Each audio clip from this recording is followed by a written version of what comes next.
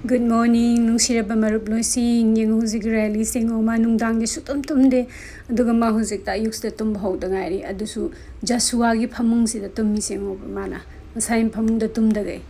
Mai Joshua gi pot khuding mang loi pa me ma huzik, tek thok ta na on thok ta na tum mi sing o.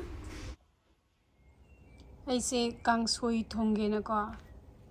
Si napak pi ji heken tholak pane ai se sidagi hek sira. Natraga somna kandagi hek sira si laijara sano dom ay somna kandagi on heke mai pima igi apricot peach pambi singo loina ma ti e ngarangi nungsi chitpaduda ama ti e ngo bokok si ti e ama as kinosna Ways na yan thaman na tawin niya yung batu ti eba si as nungay ti yam na si masiyo sige masasin si way na ita yomi ba yan tagay yung ba si kuyam si mo sa pali mayam si mo masama kakasda mga pali mayam si luere luere may pali mayam si thok na iham ga jani ko kai dau ri no nang sidai da ma ai liliam se am phasana salami ku phasa siu chawdra sina lupin go e si saw bhendra ba lupin na hai tare si kuli sambar lupegi si darcy brussels ko pane sigi rose angang ba se Hazadra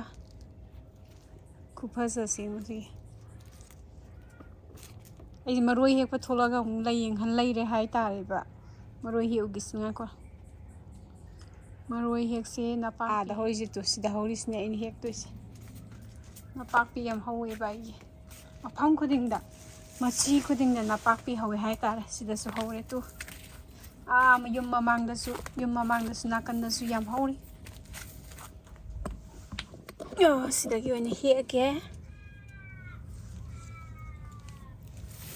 Kangsoi thong ito when Kangsoi thong by napapi how the yaw to the how ten ko. Kangsoi si yam live Kangsoi ni haitar. Ay huren yung halage video da kamain thong gedo. Kangsoi napapi manase am hapsale da na ko aduga. Kamen kara soijalaga alu kara soijalaga dom loy. Yung yamdra kupaza si. Yam phajabane yam line hawena pakpise loga pambis di yam wana aina phangiba hai tare sina pakpise yam wana phanga jani pambise ai huji kangsoi thongba hodore kangsoi gi sing hapasi singje kem hapto noi khangde huji huren manama sing hapalo ra kana mu yeng se kitang wa laga mu kitang hapsala loire natra adagi aina ngasai soi hekhiba napak pido maroi napak pido adu kabak soi jalaga hapsale adagi tilau maru soiba khara hape adagi morok atikpa ai ingkhol dagi heksaba angang su yore sangba su yore khara hapsale yam di sallaroi ai kangsoi je mu horen pakhang do saba hairoi ngamoi ba morok se adagi ngari khara hape andagi ai yumdagi tharakpa ngamuliro khara ka leiba ko duido hapsalle ngamuliro hapaga thongba kangsoi je khuawamni duga mukhum khumjalaga medium frame da borong salt ruba thongani ji isingje phajana saure kangsoi mai je phajana hore saure matang sida mukhum hangdoga aije singa suba kitang haptone singa suba je horakpada hapkadamni ko singbi ge do ainga sai kaure hapada singa suba se yamde singa suba je pambasu yawi pamdapsu yawi isa ge pambagi matungille andagi alu do yam pana di soidre ise kabak medium size ani khak soido e aduga hape andagi khamen je barmasika hebra sangbado tuiduni ko sije adusu kabak khara huitem sarak torga soiraga hape aduga okhairaga amuk si kaino se mahi se sorok tribok ba thongdoineba ado aise mahi se kitang watpa male aduna matang sida ai mahi kitang ga mo hapsal hoge legi makum khulaga sorakpa bok thongani sorakpa bok thonga ko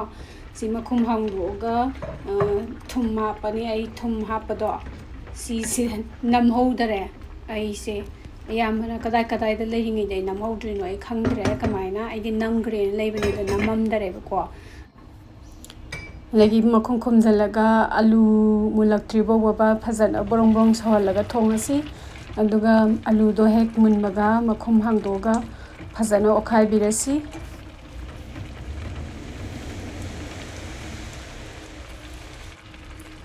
manam nungsibana loire kangsoi je chaklame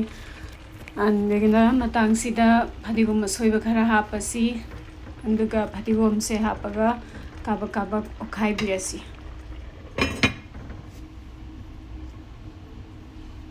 manam khonung si je phadigom hapsalak pagi kangsoi gi da ko as ngaujani manam nuksibana ado khumjalaga minute amarom thonga adum kangsoi se loirani ado phadigom hapaga sawandrasu yai sawalasu yai adum ha minute amam thongba se sisna ai da di hauze na khalle ba ando mayam gi apamagi matung ille imungi phadigom fresh oina saning basu yawi ado phadigom kitang thonga saning basu yawi adugi mat ado hujik loire matang sida kangsoi se yengo as sakla loire sini ko thabak satringai dane ko parabab kitang sar ga sathidoini kaino da ai ngasi breakfast sadre ai kangsoi joina sar ga satlage kangsoi gi masak khupha ja sing sing lendrei on kangsoi sing ai kangsoi ni bu ha de ko ai kangsoi khupa mamni anduna aina pamba sidagi ai sanu pasu ai lore kangsoi pamba da adagi si jasmine rice ne ina chapu da thong se adu chapu da thong basna haw bane sakse ai rice cooker da thong du dagi chapu da thong basna haw ai khara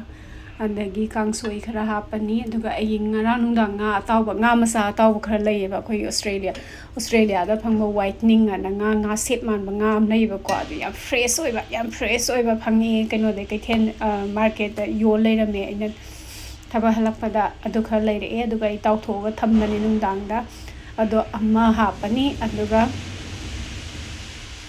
sisina ai ngasigi brunch ai thabak satringai gi ado matang sida amu hore nungdin amu narasi adagi sisina mo ai gi nungdin gi video na ina hala aba matungda ado hujik se australia da khoi numit sing nungdang si yam especially canberra atai mafam da di khangde ko ai parang ado canberra da di ko nungdang numit ta ba se sunset se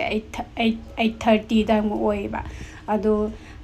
kalenda de aina halaga konumi asmaina punglang langai dum thoi edum 6:30 se ngo hujik 6:30 7 pung tare ta dro bane ba do hujik phogdane punglang langai nu sa thoi hai ta law meyam garden koirusi dudi tu sigi lai se ko jinia hadro khangde ba ko si se ai imanabi amana magi inkon sengdok da ko ai magi sigi lai se pangsanda sandu ewa de da nang pambra I pubirake na ai gi thabang afam da man pubirak pade ba do maming di mas khangde ai su khangde sapsa ba do si jinia ga ni maming jinia na te gazania hai bane gazania ga khar masakti manai ko do si gazania gi variety oram dong male ina khanbada machu jengo khu phajamne si machu se ko khoi salmon machu do dumai to we ko khara yengo masinu paza kai do rino mana thongna ga tai se rally manung na leirangani ba dunani ba mana se songkhatli se adagi sina david austin gi rose ne da allen wick rose kawe si se tasal laga ne khoi yam phasa ba khoi old fashion gi english ki rose to dumai do ba sina sigi rose na khangodana masa matan da hogolapa songkhalapa rose ne maming ju khangde kaim khangde ado manam de aso ki matik nungsi as mai manam si loire manam se khut nungsim ne andagi se da pink masu mahori se si je pinky ka oi ba se je climbing rose ne mari chatlaga sat pa rose ne si je ku pha jam ne mai paksa ta sale si yellow masu sina yellow di purana te ko si sama tai se ꯑꯩꯈꯣꯏꯒꯤ of ꯋꯥꯏꯠꯇꯣ ꯑꯗꯨꯃꯥꯏꯅ ꯇꯧꯋꯦꯗꯅꯀꯣ ꯑꯗꯒꯤ ꯃꯌꯥꯏꯁꯤꯅ ꯑꯩꯈꯣꯏꯒꯤ ꯌꯦꯜꯂꯣꯗ light ꯌꯦꯜꯂꯣꯗꯣ ꯑꯗꯨꯏꯗꯨꯅꯤ ꯌꯥꯝ ꯐꯖꯩ ꯃꯅꯝꯁꯦ ꯅꯨꯡꯁꯤ ꯑꯅꯤꯁꯦ ꯌꯥꯝ ꯆꯥꯟꯅꯕꯅꯦ ꯌꯦꯡꯉꯣ ꯄꯤꯡꯁꯤꯒ ꯁꯤ ꯌꯦꯜꯂꯣꯁꯤꯒ ꯁꯤꯁꯤꯅꯤ ꯉꯁꯤ ꯅꯨꯡꯊꯤꯟꯒꯤ ꯑꯩꯒꯤ ꯒꯥꯔꯗꯦꯟꯒꯤ ꯐꯤꯕꯝ ꯑꯗꯒꯤ ꯁꯤꯁꯤꯅ ꯑꯒꯨꯁꯊꯥ ꯂꯨꯏꯁ ꯀꯧꯋꯦ ꯁꯤꯁꯦ ꯑꯗꯣ ꯁꯤꯁꯦ ꯑꯍꯥꯟꯕ ꯆꯍꯤꯅꯦ ꯑꯩꯅ ꯃꯃꯥꯡꯒꯤ ꯚꯤꯗꯤꯑꯣꯗꯁꯨ ꯍꯥꯏꯈꯤꯕꯗꯣ ꯁꯤ ꯄꯥꯝꯕꯤ ꯑꯍꯨꯝꯅꯦ ꯑꯩꯅ ꯄꯨꯂꯞ ꯂꯩꯔꯛꯄ ꯑꯗꯣ ꯁꯤ ꯑꯍꯥꯟꯕ ꯆꯍꯤꯁꯤꯗ ꯑꯁꯨꯛ ꯐꯖꯅ ꯁꯥꯠꯂꯁꯤꯅꯗꯤ ꯑꯅꯤꯁꯨꯕ ꯆꯍꯤꯗ ꯀꯃꯥꯏꯅ ꯑꯣꯏꯅꯤ ꯍꯥꯏꯕꯗꯣ ꯑꯩꯗꯤ ꯉꯥꯏꯕꯕꯨ ꯉꯝꯗ꯭ꯔꯦ ꯑꯩꯗꯤ ꯌꯦꯡꯅꯤꯡꯕꯅ ꯃꯁꯛꯁꯦ ꯑꯗꯨꯛꯀꯤ ꯃꯇꯤꯛ ꯐꯖꯩ ꯍꯥꯏꯁꯤꯅꯤ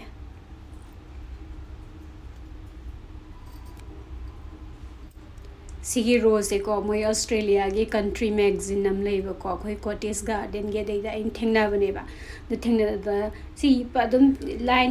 ꯁꯤꯖꯟ ꯃꯇꯝꯗ ꯂꯥꯏꯅꯗꯤ ꯐꯪꯕ ꯔꯣꯁꯅꯦꯕ ꯑꯗꯣ ꯑꯩꯅ ꯍꯥꯟꯅ ꯈꯪꯉꯝꯗꯦꯕꯀꯣ ꯑꯗꯨꯒꯤ ꯑꯩ ꯀꯣꯇꯦꯖ ꯒꯥꯔꯗꯦꯟꯒꯤ ꯃꯦꯒꯖꯤꯟꯗꯨꯗ ꯎꯕꯗꯅꯦꯀꯣ ꯌꯥꯝ ꯐꯖꯩꯕ ꯁꯤꯁꯦ ꯑꯩ ꯄꯥꯝꯃꯟꯗꯅ ꯑꯩꯁꯦ ꯊꯤꯔꯒ ꯂꯩꯅꯤ ꯁꯤꯁꯦ ꯌꯦꯡꯉꯣ ꯅꯨꯃꯤꯠꯀꯤ ꯃꯉꯥꯜꯒꯤ ꯌꯩꯔꯛꯄꯒꯤ ꯀꯩꯅꯣꯁꯦ ꯔꯣꯁꯁꯦ ꯌꯩꯕꯒꯤ ꯃꯁꯛꯁꯦ ꯏꯟꯇꯣꯡ ꯐꯖꯈ꯭ꯔꯖꯥꯠꯅꯤ ꯁꯤꯁꯤꯅ ꯐ꯭ꯂꯣꯔꯦꯟꯇꯤꯅꯥ ꯀꯧꯋꯦ ꯐ꯭ꯂꯣꯔꯦꯟꯇꯤꯅꯥꯁꯦ ꯍꯟꯗꯛꯅ ꯑꯅꯤꯁꯨꯕ ꯆꯍꯤꯅꯦ ꯁꯤꯁꯦ ꯀ꯭ꯂꯥꯏꯝꯕꯤꯡ ꯔꯣꯁꯅꯤ ꯑꯗꯣ ꯁꯤꯁꯦ ꯑꯩ ꯔꯣꯁ ꯑꯉꯥꯡꯕꯁꯤꯒꯤ ꯃꯅꯨꯡꯗ ꯈ꯭ꯋꯥꯏꯗꯒꯤ ꯄꯥꯝꯕ ꯔꯣꯁꯅꯤ ꯍꯥꯏꯇꯥꯔꯦ ꯁꯤꯁꯦ ꯑꯁꯨꯛꯀꯤ ꯃꯇꯤꯛ ꯃꯥꯁꯦ ꯌꯥꯝꯅ ꯑꯩꯈꯣꯏꯒꯤ ꯁꯦꯟꯅꯕ ꯋꯥꯗꯕ ꯔꯣꯁꯅꯦꯕ ꯑꯉꯥꯡꯕꯗ ꯊꯣꯟꯗꯣꯟ ꯂꯥꯎꯔꯒꯅꯦ ꯁꯤꯒꯤ ꯀꯩꯅꯣꯁꯦ ꯄꯥꯝꯕꯤꯁꯦ ꯁꯥꯠꯄ ꯃꯇꯝꯗꯅꯦ ꯌꯣꯝꯒꯩ ꯁꯥꯠꯂꯦꯕ ꯑꯉꯥꯡꯕ ꯃꯌꯥꯝꯁꯤꯅ ꯑꯩꯅ ꯈꯜꯂꯦ ꯑꯩꯒꯤ ꯃꯃꯥꯡꯒꯤ ꯒꯥꯔꯗꯦꯟꯗ ꯑꯩꯅ ꯍꯥꯏꯔꯝꯃꯤꯅꯦ ꯑꯩꯒꯤ ꯍꯁꯕꯦꯟꯗ ꯁꯤꯒꯨꯝꯕ ꯑꯥꯔꯕꯔ ꯑꯃꯒ ꯍꯥꯞꯄꯒ ꯊꯥꯁꯦꯅ ꯑꯅꯤ ꯁꯥꯏꯗꯇ ꯑꯗꯒꯤ ꯁꯤꯁꯤꯅ ꯀ꯭ꯂꯥꯃꯤꯇꯤꯁꯁꯦ ꯁꯤꯁꯦ ꯋꯥꯏꯠꯇꯅꯦꯀꯣ ꯄꯨꯔꯥ ꯗꯕꯜ ꯑꯆꯧꯕꯁꯨ ꯅꯠꯇꯦ ꯑꯗꯨꯒ ꯑꯅꯤ ꯂꯣꯡꯕ ꯌꯥꯝ ꯆꯥꯎꯕ ꯗꯕꯜꯗꯨ ꯅꯠꯇꯦꯕ ꯑꯗꯨ ꯑꯣꯏꯇꯥꯔꯁꯨ ꯁꯤꯒꯤꯁꯦ ꯂꯦꯌꯔ ꯑꯅꯤꯅꯦꯕ ꯌꯥꯝ ꯐꯖꯕꯅꯦ ꯁꯤꯁꯦ ꯋꯥꯏꯠꯇ ꯏꯪꯅ ꯁꯤꯁꯨ ꯑꯅꯤꯁꯨꯕ ꯆꯍꯤꯅꯦ ꯃꯥꯒꯤ ꯍꯟꯗꯛ ꯆꯍꯤꯁꯤꯅ ꯑꯗꯣ ꯍꯟꯗꯛ ꯆꯍꯤꯁꯦ ꯌꯥꯝ ꯊꯨꯅ ꯆꯥꯎꯋꯦ ꯃꯃꯥꯡ ꯆꯍꯤꯗ ꯑꯩꯅ ꯂꯩꯔꯛꯄꯗ ꯌꯥꯝ ꯄꯤꯛꯄꯅꯦ ꯁꯦ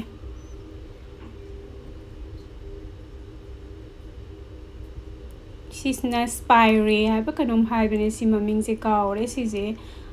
ꯁꯤꯁꯤ ꯑꯩ ꯀꯥꯎꯔꯦ ꯃꯃꯤꯡ ꯀꯥꯎꯔꯦ ꯁ꯭ꯄ꯭ꯔꯤꯡꯗꯗꯪ ꯁꯥꯠꯂꯦ ꯉꯧꯔꯒꯅꯦ ꯁꯤꯁꯦ ꯁꯥꯠꯂꯗꯤ ꯑꯗꯨꯝ ꯁ꯭ꯄ꯭ꯔꯤꯡ ꯌꯧꯔꯦ ꯁ꯭ꯄ꯭ꯔꯤꯡꯗꯒꯤꯅ ꯁꯝꯃꯔ ꯐꯥꯎꯕꯅꯦ ꯃꯥꯅ ꯁꯥꯠꯇꯣꯏꯁꯦꯀꯣ ꯑꯗꯨ ꯑꯁꯨꯛꯀꯤ ꯃꯇꯤꯛ ꯐꯖꯩ ꯍꯧꯖꯤꯛꯐꯥꯎ ꯑꯗꯨꯝ ꯁꯥꯠꯂꯤꯁꯤꯅꯤ ꯌꯦꯡꯉꯣ ꯑꯍꯥꯟ ꯁ꯭ꯄ꯭ꯔꯤꯡꯗꯒꯤ ꯁꯥꯠꯄꯗꯨꯅ ꯂꯣꯏꯗꯣꯔꯕꯅꯦ ꯍꯧꯖꯤꯛ ꯁꯥꯠꯄ ꯕꯣꯟ ꯂꯥꯎꯔꯒꯅꯦꯀꯣ ꯃꯆꯥ ꯑꯉꯧꯕ ꯃꯌꯥꯝꯁꯦ ꯁꯤ ꯑꯍꯥꯟꯕ ꯁꯥꯠꯄ ꯍꯧꯔꯛꯄꯗꯅꯦꯀꯣ ꯇꯦꯛꯊꯒꯩ ꯁꯥꯠꯂꯝꯃꯦ ꯁꯤꯁꯦ ꯃꯅꯥꯒ ꯎꯗꯒꯩ ꯑꯗꯒꯤ ꯁꯤꯁꯤꯅ ꯂꯦꯚꯦꯟꯗꯔ ꯑꯉꯧꯕꯅꯦ ꯋꯥꯏꯠ ꯂꯦꯚꯦꯟꯗꯔꯁꯦ ꯑꯩ ꯌꯥꯝ ꯄꯥꯝꯃꯝꯗꯕꯅꯦꯕ ꯑꯗꯣ ꯑꯩ ꯏꯃꯥꯟꯅꯕꯤꯒꯤ ꯒꯥꯔꯗꯦꯟ ꯑꯃꯗꯀꯣ ꯑꯁ ꯌꯥꯝ ꯐꯖꯅ ꯍꯧꯔꯝꯃꯦꯕ ꯅꯣꯡꯃ ꯑꯗꯒꯤꯅꯦ ꯑꯩꯁꯦ ꯉꯥꯎꯈ꯭ꯔꯦ ꯑꯩꯅ ꯍꯜꯂꯛꯑꯒ ꯑꯩꯈꯣꯏꯅ ꯅꯔꯁꯔꯤꯗ ꯋꯤꯀꯦꯟ ꯅꯔꯁꯔꯤꯗ ꯁꯨꯝ ꯀꯣꯏꯕ ꯆꯠꯄꯗꯅꯦꯀꯣ ꯁꯤꯁꯦ ꯌꯥꯎꯔꯝꯃꯦ ꯑꯗꯒꯤ ꯑꯩ ꯂꯩꯔꯛꯏꯅꯦ ꯃꯃꯥꯡ ꯆꯍꯤꯗ ꯑꯗ ꯍꯟꯗꯛꯅ ꯁꯤꯒꯤꯁꯤꯁꯨ ꯑꯅꯤꯁꯨꯕ ꯆꯍꯤꯅꯦ ꯍꯥꯏꯇꯥꯔꯦ ꯁꯤꯁꯤꯅ ꯐꯦꯔꯤ ꯇꯦꯜ ꯃꯦꯖꯤꯛ ꯁꯤꯒꯤ ꯀꯩꯅꯣꯁꯦ ꯔꯣꯁꯁꯤꯁꯨ ꯌꯥꯝ ꯐꯖꯕꯅꯦ ꯁꯤꯁꯦ ꯑꯩꯈꯣꯏꯒꯤ ꯄꯣꯁꯇꯔꯗꯒ ꯌꯦꯛꯄ ꯔꯣꯁꯇꯣ ꯃꯥꯟꯕꯅꯦ ꯁꯤ ꯑꯩꯅ ꯉꯁꯥꯏꯁꯨ ꯎꯍꯟꯈꯤꯕ ꯐ꯭ꯂꯣꯔꯦꯟꯇꯤꯅꯥꯗꯅꯦ ꯁꯤꯁꯦ ꯑꯗꯨ ꯃꯇꯥꯡꯁꯤꯗ ꯃꯌꯥꯝꯗꯒꯤ ꯉꯁꯤ ꯑꯣꯏꯅꯗꯤ ꯀꯥꯏꯅꯅꯕ ꯌꯥꯊꯪ ꯅꯤꯖꯔꯤ ꯃꯌꯥꯝꯁꯨ ꯇꯦꯛꯇ ꯀꯥꯏꯗꯅ ꯅꯨꯡꯉꯥꯏ ꯌꯥꯏꯐꯅ ꯂꯩꯕ ꯑꯣꯏꯕꯤꯌꯣ ꯍꯥꯏꯅ ꯍꯥꯏꯖꯔꯤ